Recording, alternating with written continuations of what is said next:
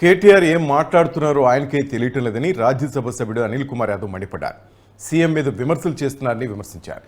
కేటీఆర్ తన తండ్రి పేరుతో రాజకీయాల్లోకి వచ్చారని, రేవంత్ రెడ్డితో పోల్చుకునే స్థాయి తంది కాదని మండిపడ్డారు. కేటీఆర్ ఎక్కడ ఏం చేశారో ప్రజలందరికీ తెలుసని, కేటీఆర్ మతి భ్రమించి రేవంత్ రెడ్డి మీద విమర్శలు చేస్తున్నారని ఎద్దేవా చేశారు.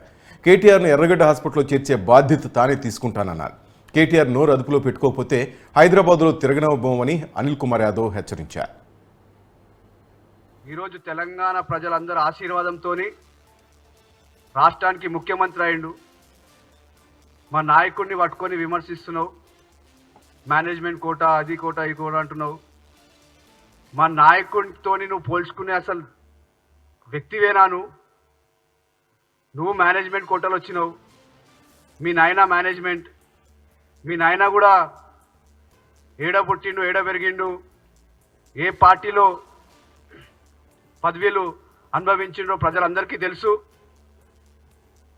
నువ్వు మాట్లాడిన ప్రతి ఒక్క మాటను కూడా ప్రజలందరూ కూడా చూస్తున్నారు.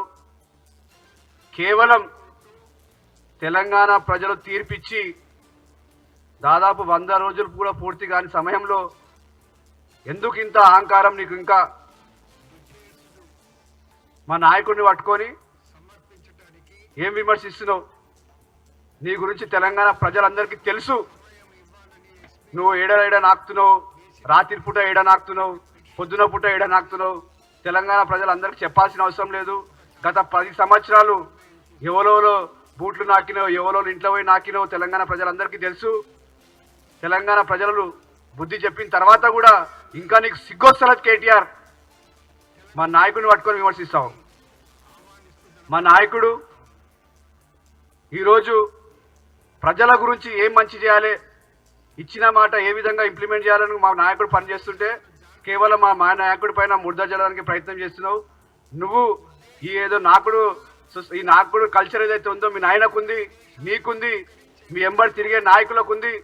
ఎప్పుడు సమయం వస్తే అప్పుడు బూట్లు నాకాలే, ఇంట్లలో పోయి కాళ్ళు నాకాలే, ఇవన్నీ మీ కల్చర్. ఇది ఈరోజు తెలంగాణ ప్రజలందరూ ఆశీర్వాదంతో రాష్ట్రానికి ముఖ్యమంత్రి అయిండు.